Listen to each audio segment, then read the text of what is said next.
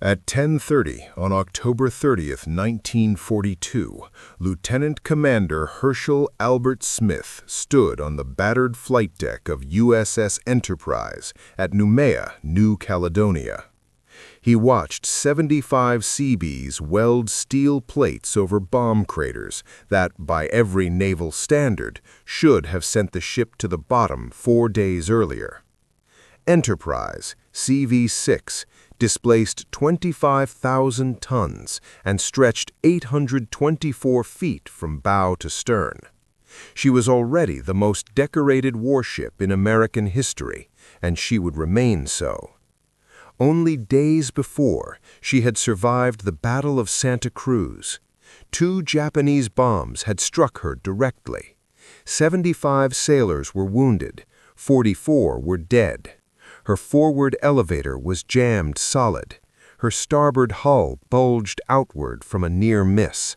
A fuel tank continued to leak despite repeated attempts to seal it. By Navy regulations, she required months in a major shipyard. But there were no months to spare and no other carriers to replace her. Lexington had been sunk at Coral Sea. Yorktown lay on the bottom off Midway. Wasp had been torpedoed and lost 2 months earlier. Hornet had gone down at Santa Cruz just 4 days before. Saratoga was under repair at Pearl Harbor, crippled by torpedoes. Enterprise was the only operational American aircraft carrier in the entire Pacific Ocean. She alone stood between the Japanese Navy and complete control of the Solomon Islands. Japanese intelligence understood this. They had declared Enterprise sunk 3 separate times in the previous 10 months, after Eastern Solomons in August, again after Santa Cruz in October.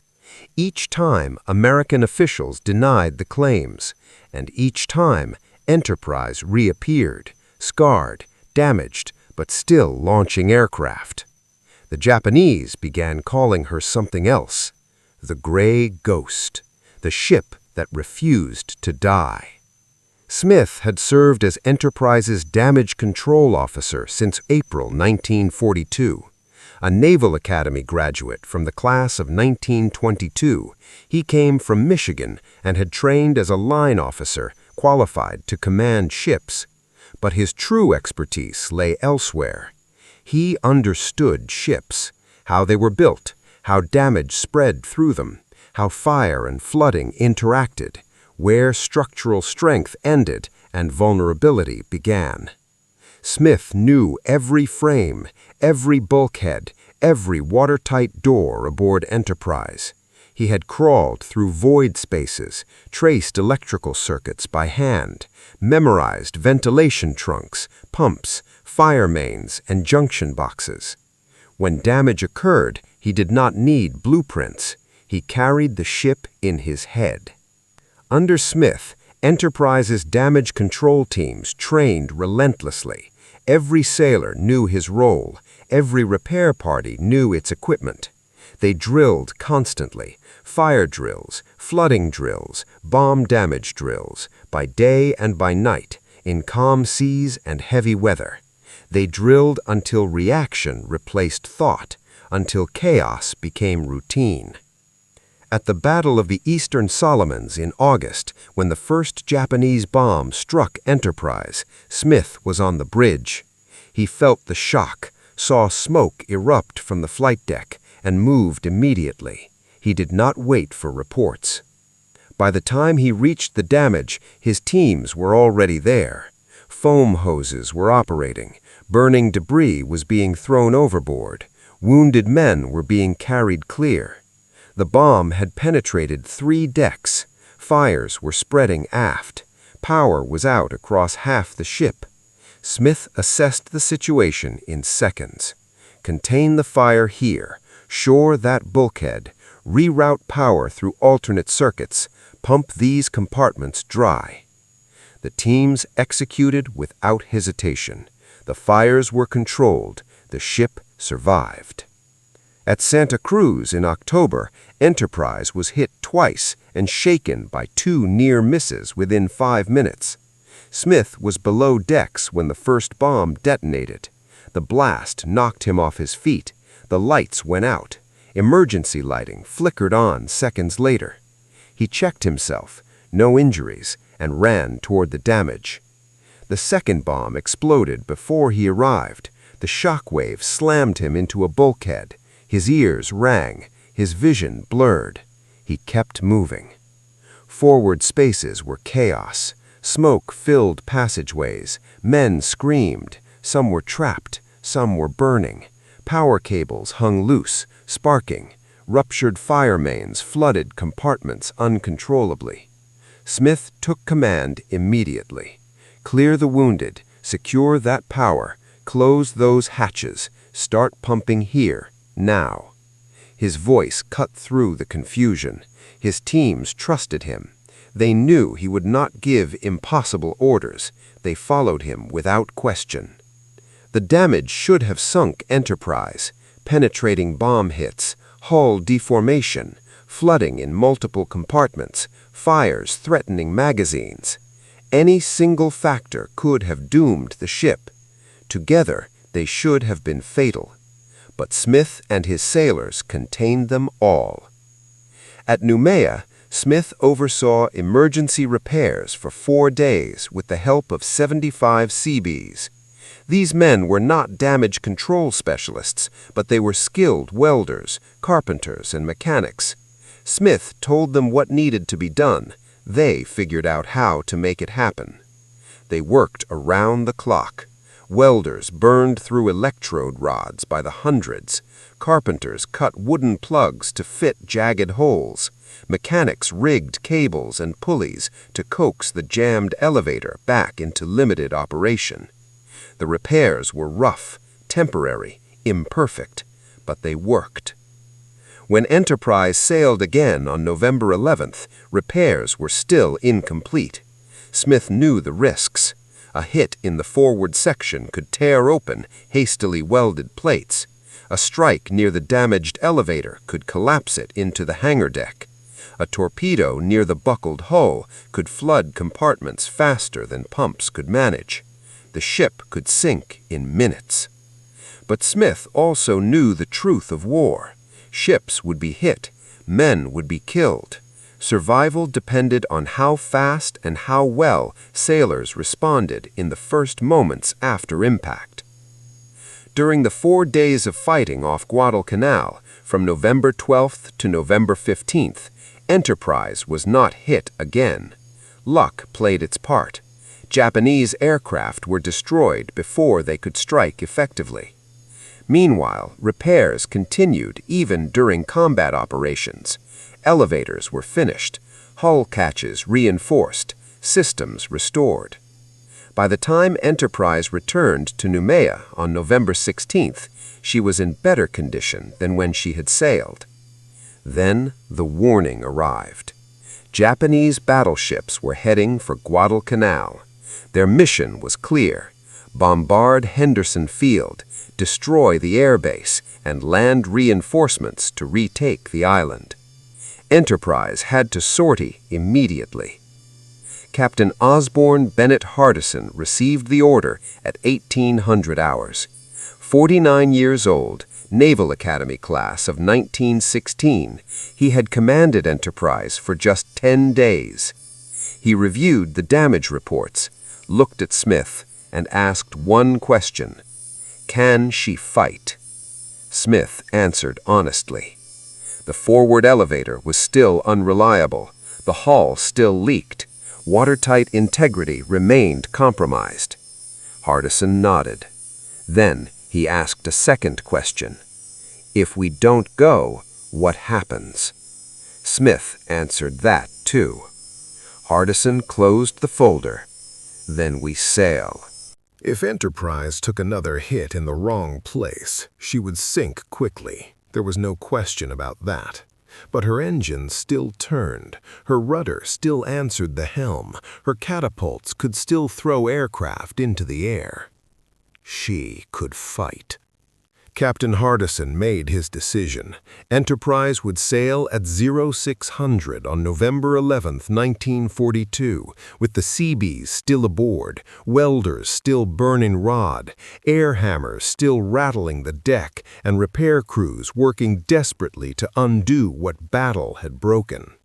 What followed over the next 4 days would decide the Guadalcanal campaign and demonstrate a truth the Japanese Navy had failed to grasp. One damaged aircraft carrier mattered more than every pristine battleship they could bring to bear. The issue was not that the United States lacked ships. By November 1942, American shipyards were launching destroyers, cruisers, and battleships at an unprecedented rate. Hulls slid down the ways almost daily. But aircraft carriers were different. They took longer, far longer to build. The new Essex-class carriers would not begin arriving until 1943. The Independence-class light carriers would not be ready until mid-year. For now, in November 1942, Enterprise was all there was. The Japanese understood this window would not remain open. If they were going to destroy American power in the Solomons, they had to do it now, before American industry overwhelmed them. They committed the combined fleet to a massive operation. Battleships Hiei and Kirishima would bombard Henderson Field. Cruisers and destroyers would screen troop transports. Japanese carriers would provide air cover. The objective was simple: annihilate American resistance and retake Guadalcanal. On the American side, the situation was desperate. The Marines on Guadalcanal clung to Henderson Field by sheer endurance. They needed air support, they needed supplies, and they needed Enterprise close enough to put aircraft between Japanese ships and the island. At dawn on November 11th, Enterprise departed Noumea Harbor. She entered the open sea with her decks still vibrating from air hammers, welder sparks flashing across patched steel, the massive bulge on her starboard side plainly visible. Fuel oil continued to seep from ruptured tanks. The Seabees kept working. Smith supervised repairs even as the carrier steamed directly toward combat. Her air group had been badly mauled at Santa Cruz. Fighter Squadron 10, the Grim Reapers, had lost nearly half its pilots. Bombing Squadron 10 had lost aircraft and crews. Torpedo Squadron 10 was reduced to barely operational strength. But they could still fly. They could still fight. On November 12th, Enterprise launched her first strikes against Japanese forces moving toward Guadalcanal. The carrier operated roughly 200 miles from the combat zone. Her aircraft had to penetrate weather fronts, navigate by dead reckoning, locate targets across open ocean, then return to a moving ship. The pilots made it look routine. It was not. At 900 hours, her aircraft located the heavy cruiser Kinugasa, steaming northwest after bombarding Henderson Field the night before. The Japanese ship believed she had escaped. She had not. Douglas SBD Dauntless dive bombers from Bombing Squadron 10 rolled in from 12,000 feet. Kinugasa attempted evasive maneuvers, her guns throwing up a wall of anti-aircraft fire. It did not matter. The American pilots had trained for this moment for years. At 9:36 hours, 500-pound bombs struck home. One bomb detonated near the 13mm machine gun mount forward of the bridge, igniting fires in the gasoline storage spaces below. Captain Sawa and his executive officer were killed instantly. The cruiser began listing to port as near misses opened additional flooding. A second wave arrived. More bombs struck. The engines were disabled, the rudder jammed. Without propulsion or steering, Kinugasa was finished. At 13:45 hours, she capsized and sank. 511 men went down with her. Enterprise's aircraft returned. Pilots reported the kill. They refueled and rearmed. They ate cold sandwiches in the ready room and waited for the next mission. Some were 19 years old. Some had been fighting for 9 months. All of them understood more targets were coming. That night, November 12th into November 13th, American cruisers and destroyers fought a desperate surface engagement against Japanese battleship Hiei and her escorts. The action began shortly after 1:30 hours. Opposing forces collided at point-blank range in total darkness. Searchlights flared, guns erupted. The range was so close that some shells punched straight through holes without detonating, their fuses never arming. Hiei was a Congo-class battleship, over 14,000 tons, armed with 8 14-inch guns and heavy armor. By all logic, she should have annihilated the American force. But night combat dissolved logic. American destroyers launched torpedoes. Cruisers fired at muzzle flash range. Hiei absorbed dozens of 8-inch and 6-inch hits. Her steering gear was wrecked. Forward turrets were disabled. A torpedo flooded critical compartments. By dawn, she was crippled, making barely 8 knots, circling northwest of Savo Island. The Japanese should have scuttled her then. They should have evacuated the crew and let her sink. Instead, they tried to save her. Destroyers stood by. Tugs were dispatched from the Shortland Islands. They believed they had time. They were wrong. At dawn on November 13th, Enterprise's aircraft found Hiei at 6:15 hours, limping north at 8 knots, trailing oil, listing 5 degrees to starboard, racing to escape before American air power could finish her. She was 30 miles northwest of Savo Island. 3 destroyers remained with her, but they could do nothing to stop what was coming. Enterprise launched her strike at 6:30 hours. 6 F-4F Wildcat fighters provided cover. 9 SBD Dauntless dive bombers carried 1,000-pound bombs. 6 TBF Avenger torpedo planes carried Mark I torpedoes. They reached Hiei at 7:20 hours. The dive bombers attacked first, from 12,000 feet. The battleship maneuvered sluggishly, her damaged steering limiting every turn. Bombs struck, one near the forward turret, another midships. Fires erupted. The torpedo planes came in low, skimming the sea at 200 feet, releasing at 1,500 yards. Anti-aircraft fire filled the sky. One Avenger was hit and crashed into the water. The remaining torpedoes ran true. At least 2 detonated against Hiei's port side.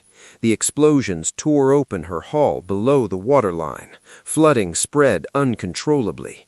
Then Marine aircraft arrived from Henderson Field. More dive bombers, more torpedo planes. They attacked in waves. Then Army B-17 bombers from Espiritu Santo joined the assault, dropping their loads from 20,000 feet. From that altitude, precision was impossible. The bombers could not aim at individual ships. But they did not need to. With enough aircraft and enough bombs, probability took over. Some bombs found their mark. They did. Wave after wave struck throughout the morning and into the afternoon.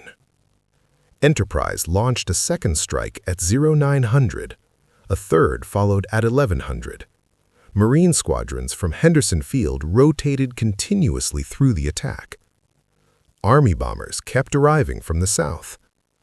The Japanese attempted to provide air cover. 0 fighters flew combat air patrol over Hiei, but there were simply too many American aircraft. The Japanese fighters were outnumbered, overwhelmed, forced back. By 1400 hours, Hiei had absorbed an estimated 5 to 8 torpedo hits and 7 to 8 bomb strikes. Her hull was torn open in multiple places. Flooding overwhelmed pumps. Fires burned unchecked below decks. Damage control had failed. Survival was no longer possible. The captain gave the order to abandon ship. Japanese destroyers came alongside and pulled survivors from the water. At 18:15 hours, as the sun set on November 13th, demolition charges were detonated aboard Hiei. The battleship slipped beneath the surface in the growing darkness. 838 members of her crew were dead. But the battle was not finished. More Japanese ships were already on the way. Cruisers, destroyers, and battleship Kirishima were approaching Guadalcanal for another bombardment attempt. 11 Japanese troop transports steamed south, packed with nearly 10,000 soldiers intended to retake the island. Enterprise continued launching strikes. Her pilots were exhausted. Many had flown multiple combat missions per day for 3 straight days. Some had been shot down, rescued, and returned to the cockpit the same afternoon. Maintenance crews worked miracles, keeping damaged aircraft operational. Seabees continued repairing Santa Cruz damage even as new scars appeared from ongoing Japanese air attacks. On November 14th, Enterprise aircraft located the Japanese troop convoy at 0800 hours. 11 transports steamed in tight formation toward Guadalcanal at 12 knots. Each carried between 800 and 1,000 soldiers. These were veteran troops of the Japanese 38th Division, battle-hardened in China, equipped with artillery, tanks, and supplies for a major offensive. If they landed, Guadalcanal could be lost. The Marines at Henderson Field could not stop them alone. Enterprise dive bombers attacked first at 0830 hours. They rolled in from 12,000 feet, diving at 70 degrees, accelerating past 280 miles per hour, releasing bombs at 1,500 feet and pulling out barely 500 feet above the sea. The transports never had a chance. They were cargo ships, not warships. Thin hulls, no armor, packed with fuel, ammunition, and men. When the bombs hit, ships exploded. The first to die was Kinugawa Maru. A 1,000-pound bomb struck amidships, penetrated into the engine room, and detonated. The ship broke apart and sank within minutes. 300 soldiers went down with her. Canberra Maru was hit 3 times. Fires spread uncontrollably. The captain attempted to beach her, but she sank before reaching shore. 450 drowned. Brisbane Maru took 2 hits. One detonated in a forward ammunition hold. The explosion tore off the bow. She sank stern first. At 0900, Marine aircraft from Henderson Field joined the assault. More dive bombers descended on the convoy. Targets were everywhere. Formation dissolved as each transport attempted to flee independently. There was nowhere to escape. The water here was over 2,000 fathoms deep. If a ship went down, survival was unlikely. Men could not swim to shore. They drowned. At 0930 hours, Army B-17s arrived from Espiritu Santo. Their high-altitude bombing lacked the accuracy of dive bombers, but the transports were large, slow targets. More bombs hit. More fires erupted. More ships began to sink. Enterprise launched another strike at 1000 hours. Fresh crews, fresh ordnance. They attacked ships already burning from earlier waves. The destruction continued through midday. By 1400 hours, 7 of the 11 transports were gone. Arizona Maru, Brisbane Maru, Canberra Maru, Kinugawa Maru, Nagara Maru, Nako Maru, and Shinanagawa Maru. Thousands of soldiers were dead. Survivors clung to wreckage, waiting for rescue that would not arrive in time. 4 transports remained. All were damaged. All were burning. Their captains attempted one last gamble, to reach Guadalcanal and beach their ships before sinking. They steamed through the night, fires visible for miles.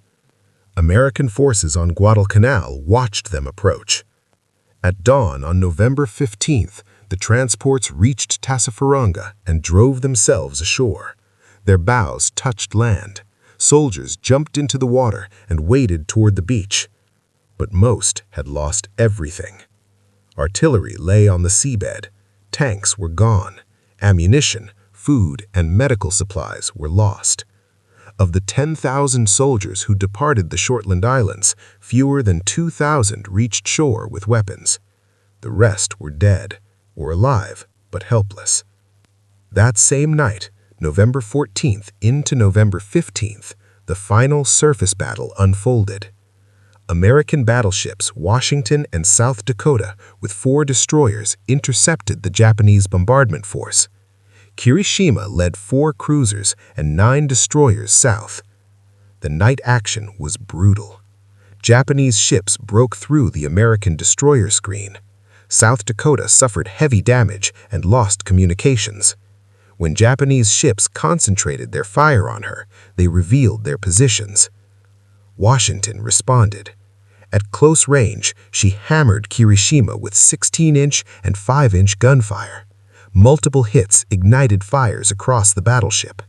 After midnight, the Japanese scuttled Kirishima. The second Japanese battleship lost in 3 days. When dawn came on November 15th, the naval battle of Guadalcanal was over. Japan had lost 2 battleships, 1 heavy cruiser, 3 destroyers, and 7 troop transports. The Americans had lost 2 light cruisers and 7 destroyers. But Enterprise was there for all of it. On November 16th, Captain Hardison sent a message to the Navy Department. This emergency repair accomplished by this skillful, well-trained, and enthusiastically energetic force has placed this vessel in condition for further action against the enemy. He was speaking of Smith and the Seabees, the men who kept Enterprise fighting when she should have been in a shipyard. Vice Admiral William Halsey, commander of the South Pacific area, sent his own message to the construction battalion. Your commander wishes to express his appreciation for the services rendered in effecting emergency repairs during action against the enemy. These repairs were completed with speed and efficiency. I commend you for your willingness, zeal, and capability. But the larger meaning lay beyond the messages. 1 damaged aircraft carrier, kept operational by a damage control officer and 75 construction workers, had helped destroy 2 battleships, a heavy cruiser, and 7 transports. Had helped save Guadalcanal. Had helped turn the Pacific War. The Japanese never mounted another major offensive against Guadalcanal after November 1942. In February 1943, they evacuated their remaining forces. The island became an American base for the rest of the war. And it all hinged on those 4 days when Enterprise fought while still being repaired. It was not the first time Enterprise had escaped destruction. She had originally been scheduled to return to Pearl Harbor on December 7, 1941. Bad weather delayed her task force. She arrived on December 8th to find the harbor shattered and burning. During the attack itself, Enterprise aircraft had actually flown over Pearl Harbor. 7 of her dive bombers were shot down, some by Japanese fighters, others by American anti-aircraft fire in the confusion. 8 airmen were killed, 2 were wounded. Enterprise was the only American aircraft carrier to have men over Pearl Harbor during the attack. 3 days later, on December 10th, Enterprise aircraft located and sank Japanese submarine I-70. It was the first Japanese warship destroyed by American forces after the United States entered the war. Enterprise drew first blood. On February 1, 1942, her task force raided Kwajalein, Wochi, and Malalap in the Marshall Islands. 3 ships were sunk, 8 more were damaged. Aircraft and ground installations were destroyed. Japanese bombers counterattacked, but Enterprise maneuvered at high speed. All bombs missed. She escaped with only minor damage. On April 18, 1942, Enterprise escorted Hornet on the Doolittle raid. As 16 Army B-25 bombers launched from Hornet to strike Tokyo, Enterprise fighters provided combat air patrol and attacked Japanese picket boats that had spotted the task force. The raid shocked Japan. It proved the home islands were vulnerable and forced the Japanese to divert air defenses away from the front lines. On June 4, 1942, came Midway. Enterprise served as flagship for Rear Admiral Raymond Spruance, one of the sharpest tactical minds in the U.S. Navy. Spruance understood the fundamental truth of carrier warfare. Carriers were fragile, timing was decisive, and a single mistake could lose not just a battle, but the war. The Japanese plan was to seize Midway Island, draw out the American carriers, and destroy them with overwhelming force. Admiral Yamamoto commanded the combined fleet. The Japanese striking force included 4 fleet carriers. 2 more supported the invasion force. 7 battleships accompanied them, including Yamato, the most powerful battleship ever built. The Japanese had more ships, more aircraft, and more experienced pilots. They expected an easy victory. What they did not know was that American cryptoanalysts had broken Japanese naval codes. Admiral Nimitz knew the attack was coming. He positioned Enterprise, Yorktown, and Hornet northeast of Midway, outside Japanese search patterns, waiting to ambush the carrier force. The battle began at 0630 hours when Japanese carriers launched 108 aircraft against Midway. The island's defenders responded with everything available. Army B-17s, Marine fighters, dive bombers, and torpedo planes attacked in a series of uncoordinated strikes. None scored a hit. Most Marine aircraft were shot down. The Japanese carriers appeared invulnerable. At 0705, the American carriers launched their own strikes. Enterprise sent 33 dive bombers, 14 torpedo planes, and 10 fighters. Yorktown launched 17 dive bombers, 12 torpedo planes, and 6 fighters. Hornet launched 35 dive bombers, 15 torpedo planes, and 10 fighters. More than 150 American aircraft headed southwest to find 4 Japanese carriers. Coordination quickly unraveled. Squadrons became separated. Navigation over open ocean proved difficult. Some units flew in the wrong direction and never found the enemy. Hornet's fighters and dive bombers missed the Japanese entirely, ran low on fuel, and were forced to ditch or return. Enterprise's Torpedo Squadron 6 found the enemy first at 9:20 hours. Led by Lieutenant Commander Eugene Lindsay, 15 Douglas TBD Devastators, slow, obsolete, and unarmored, attacked without fighter escort and without dive bombers to divert defenses. Japanese Zero fighters swarmed them. Anti-aircraft fire filled the sky. The torpedo planes pressed in at wave-top height, releasing torpedoes at point-blank range. 13 of the 15 were shot down. Lindsay was killed.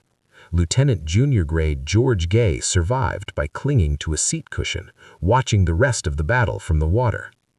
Next came Yorktown's Torpedo Squadron 3, 12 more Devastators, 10 were destroyed. Then Hornet's Torpedo Squadron 8, 15 aircraft, 14 shot down. Of 41 torpedo planes that attacked, 35 were lost. Not a single torpedo hit a Japanese carrier. The attacks appeared to have accomplished nothing except the sacrifice of American air crews. But they had achieved something critical. They pulled the Japanese combat air patrol down to sea level. Zero fighters chased torpedo planes instead of guarding the sky above. At 0925, Enterprise dive bombers arrived at altitude. Lieutenant Commander Wade McCluskey led Bombing Squadron 6 and Scouting Squadron 6, 33 SBD Dauntless dive bombers in total. He had launched at 0706 and flown the expected intercept course. At 0820, he reached the point where the Japanese carriers should have been. They were gone. Fuel was running low. McCluskey faced a decision. He could turn back and likely lose the opportunity, or he could gamble everything. He chose to search. He turned northwest, then northeast, scanning the ocean, knowing his aircraft might not have enough fuel to return if he guessed wrong. At 9:55, one of his pilots spotted a lone Japanese destroyer racing northeast at high speed. McCluskey understood immediately. The destroyer was rejoining the carrier force. He followed. 5 minutes later, at 1000 hours, they found them. 4 Japanese carriers steaming in formation: Akagi, Kaga, Soryu, and Hiryu. Their flight decks were crowded with aircraft being refueled and rearmed. Bombs and torpedoes lay scattered about the decks. Fuel hoses snaked across the decks. The carriers were at their most vulnerable. McCluskey did not hesitate. He split his formation. 17 dive bombers went for Kaga. 16 turned towards Akagi. They rolled in from 14,000 feet. The Japanese saw them, but too late. Their fighters were still at low altitude. Anti-aircraft fire could not track aircraft diving straight down at 300 miles per hour. The Dauntlesses screamed earthward at 70-degree angles. Pilots centered targets in their sights, corrected for wind, released at 1,500 feet, and pulled out barely 500 feet above the decks under crushing G-forces. The bombs struck. Kaga took 4 direct hits. One penetrated the flight deck and detonated in the hangar among fueled and armed aircraft. Aviation fuel ignited. Munitions exploded. Fires spread instantly. Another bomb struck near the island, killing the captain and most of the bridge crew. Within minutes, Kaga was an inferno. Her crew fought the fires for hours, but the damage was fatal. She was abandoned and scuttled. Enterprise hit only once, but once was enough. Lieutenant Dick Best, leading a 3-plane section, placed his 1,000-pound bomb squarely through the flight deck near midships. It exploded in the hangar deck among aircraft being rearmed. And the fate of the Japanese carrier force was sealed. Secondary explosions from aviation fuel and armed munitions ripped through Akagi's hangar deck, turning the interior of the ship into a furnace. Flames raced through passageways and ventilation shafts. Damage control teams fought desperately, but the fires were spreading faster than they could contain them. By early afternoon, Admiral Nagumo was forced to abandon his flagship. The carrier that had led the strike on Pearl Harbor burned uncontrollably through the night. At dawn, Akagi was scuttled by her own escorts. At the same moment McCluskey's dive bombers were destroying Akagi and Kaga, Yorktown's dive bombers struck Soryu. 3 bombs hit in rapid succession. Each detonated among aircraft that were fully fueled and armed for launch. The resulting explosions tore through the hangar deck. Within minutes, Soryu was engulfed in flames from stem to stern. Her crew fought to save her, but the damage was beyond repair. At 7:13 that evening, Soryu sank. In the span of just 5 minutes, 3 of the 4 Japanese fleet carriers had been mortally wounded. But the battle was not yet finished. The 4th carrier, Hiryu, had been operating separately and had escaped the initial attack. At noon, Hiryu launched her remaining aircraft in a desperate counterstrike. They found Yorktown first. Bombs and torpedoes struck home. Yorktown was crippled, dead in the water, her fate seemingly sealed. Now it fell to Enterprise to end the battle. At 3:30 in the afternoon, Enterprise launched 24 dive bombers. They found Hiryu shortly after 5 p.m. The attack was devastating. The bombers rolled in from altitude. 4 bombs hit the flight deck. Fires erupted instantly. Hiryu's crew fought valiantly, but the damage was overwhelming. By nightfall, she was doomed. Hiryu was scuttled the following morning. 4 Japanese carriers destroyed. The core of the Japanese fleet carriers, the elite pilots who had attacked Pearl Harbor, who had dominated the Pacific for 6 months, was gone. American losses were heavy but acceptable. Yorktown was lost, later sunk by submarine. The destroyer Hammond was also sunk. Enterprise and Hornet survived undamaged. The Battle of Midway was the decisive turning point of the Pacific War, and it was Enterprise dive bombers made possible by Wade McCluskey's decision to gamble everything on following a single destroyer that tipped the balance. The fighting was far from finished. On August 24, 1942, at the Battle of the Eastern Solomons, Enterprise again faced massive enemy air attacks. Her aircraft sank the light carrier Ryugyō, while enemy bombers struck back. Enterprise took 3 direct bomb hits and 4 near misses. 74 men were killed, 95 were wounded. The flight deck was torn open, the hull was damaged, fires burned throughout the ship, but damage control teams worked relentlessly. The ship stayed afloat. Enterprise steamed back to Pearl Harbor on her own power, was repaired in just 5 weeks, and returned to combat by mid-October. On October 26, 1942, at the Battle of the Santa Cruz Islands, Enterprise was hit again. 2 more bomb strikes slammed into her deck. 44 men were killed, 75 were wounded. Hornet was sunk. Enterprise emerged once again as the last operational American carrier in the Pacific. By the end of 1942, Enterprise had participated in 5 of the 6 major carrier battles of the war. The only one she missed was Coral Sea, and only because she arrived too late.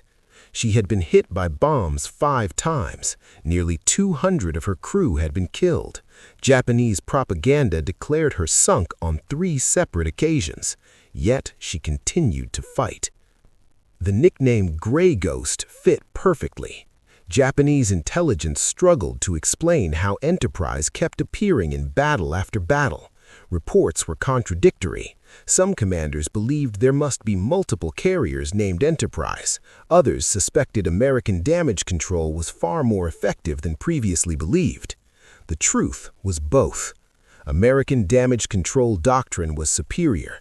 U.S. carriers had better compartmentalization, improved firefighting systems, and crews trained specifically to save ships under combat conditions.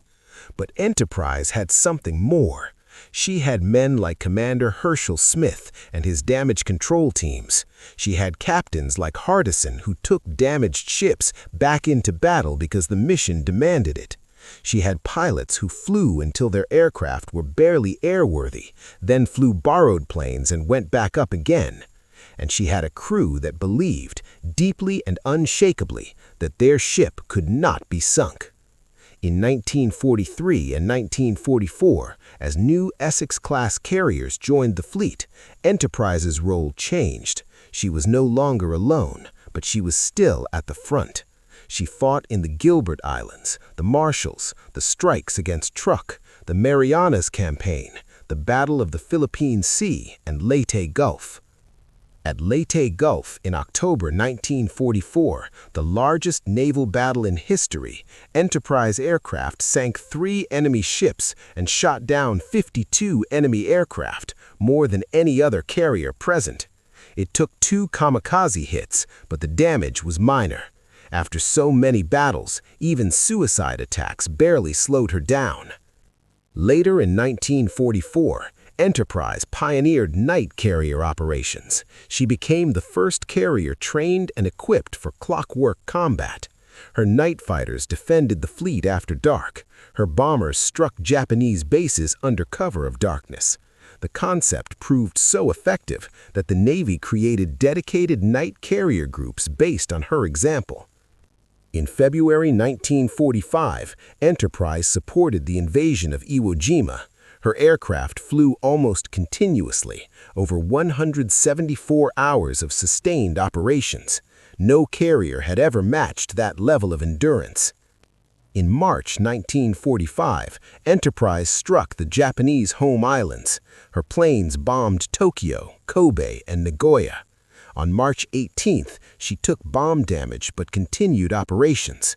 On April 11th, off Okinawa, a kamikaze crashed into the forward flight deck. 14 men were killed, 34 were wounded. The forward elevator was damaged once again, echoing earlier battles. Enterprise withdrew for repairs, then returned.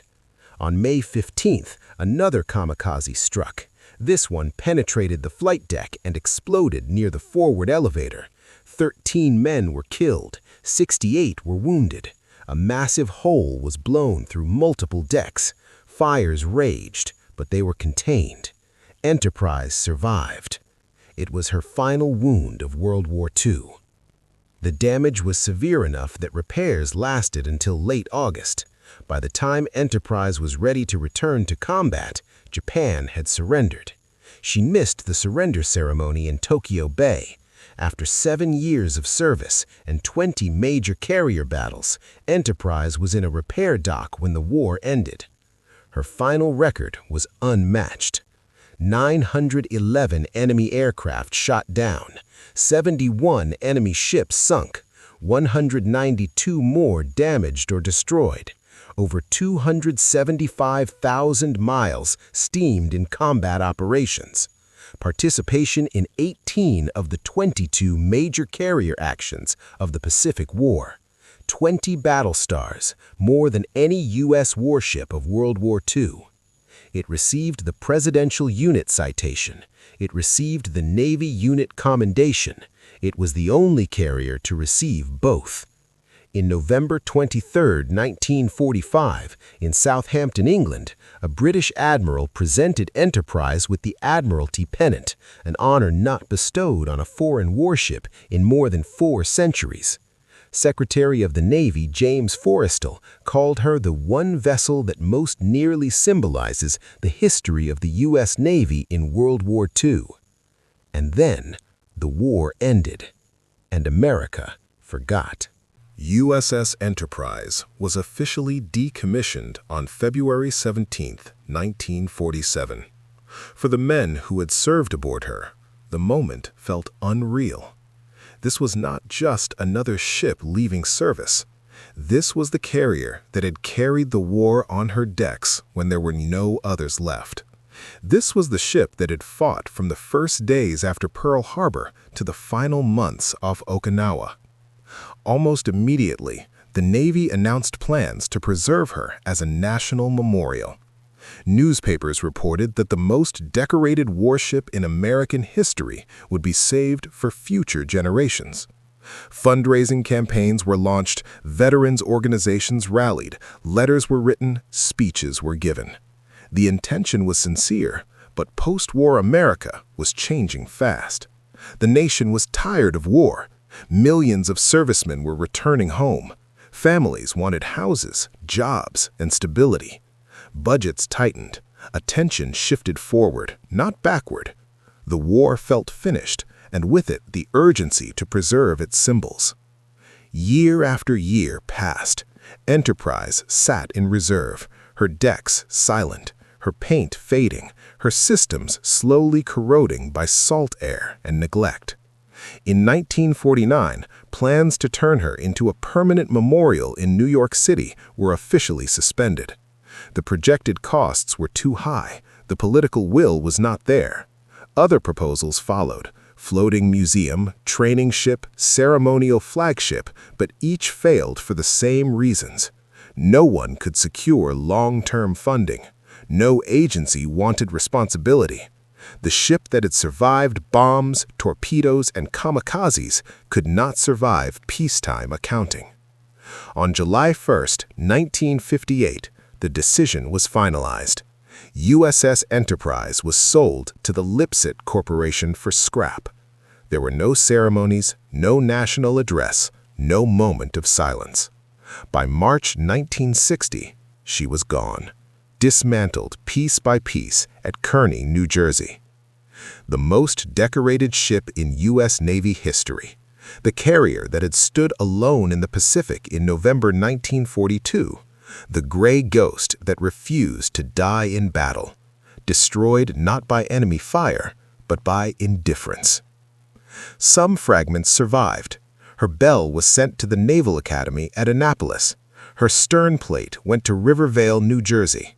One of her anchors was placed at the Washington Navy Yard.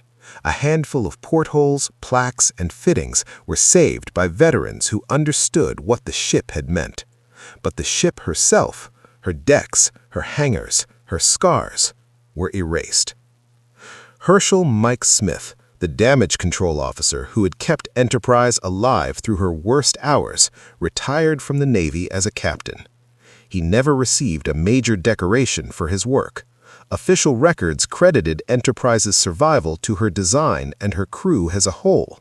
Smith's name appeared in after-action reports, sometimes mentioned, often overlooked.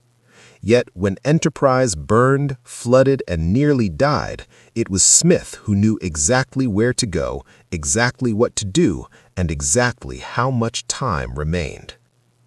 Captain Osborne Bennett Hardison, who commanded Enterprise during the desperate November 1942 battles, went on to rise to the rank of Vice Admiral. He died in February 1959 from injuries sustained in a car accident and was buried at Arlington National Cemetery. His papers remain preserved, carefully catalogued, a quiet record of decisions made when the fate of a campaign rested on a damaged carrier. The Seabees, the construction battalion workers who welded steel onto Enterprise while she sailed into combat, returned to civilian life after the war. They went back to building roads, bridges, and homes. Most never spoke about Guadalcanal. They were construction workers, not storytellers. They fixed what needed fixing and moved on. Wade McCluskey, the air group commander whose decision at Midway changed the course of the Pacific War, retired as a rear admiral. He died in February 1976. His name is rarely spoken outside naval history circles, yet his choice to follow a single Japanese destroyer led directly to the destruction of 4 enemy carriers. The pilots who flew from Enterprise scattered back across America. Some stayed in uniform, some flew commercial airliners, some returned to farms in Iowa, factories in Michigan, offices in California. They had fought in the greatest naval war in history. Then they became ordinary citizens again. More than 30,000 men served aboard USS Enterprise during her 9 years of active service. 103 enlisted men and 1 officer earned all 20 battle stars awarded to the ship. They were present from Pearl Harbor to Okinawa. Their names exist in Navy records. Their stories, mostly, do not. In a quiet irony of history, the same year Enterprise was sold for scrap, the Navy commissioned a new ship bearing her name, USS Enterprise, CVN-65, the world's first nuclear-powered aircraft carrier. She served for 51 years, longer than any carrier in history. She sailed through the Cold War, Vietnam, the Middle East, and beyond. The name endured. Another Enterprise is coming. CVN-80, a Ford-class supercarrier, will carry the name forward into the future. The tradition survives, but the original, the Gray Ghost, exists now only in photographs, documents, and memory. There is a lesson in how Enterprise was lost. America spent billions building her. Thousands served aboard her. She fought in every major campaign of the Pacific War. She earned more battle stars than any other ship. And when the war ended, she was scrapped because no one wanted to pay to remember. That failure changed things. Preservation movements gained momentum. Veterans organized. Fundraising improved. Public awareness grew. USS Intrepid, Hornet, Lexington, and Yorktown were saved. Millions now walk their decks, but Enterprise, the ship that mattered most, was gone. In 1991, a historian uncovered the full story in Navy archives. The damage reports, the repair logs, the desperate decisions of November 1942. He found veterans still alive. They remembered. They remembered the smell of fuel and smoke, the deck shuddering under bombs, the sound of welders working as aircraft launched. They remembered when Enterprise was the only carrier left.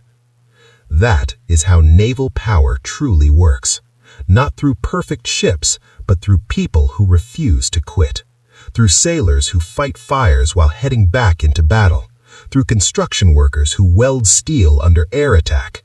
Through pilots who fly one more mission when they are beyond exhaustion. USS Enterprise was the most dangerous American warship of World War II.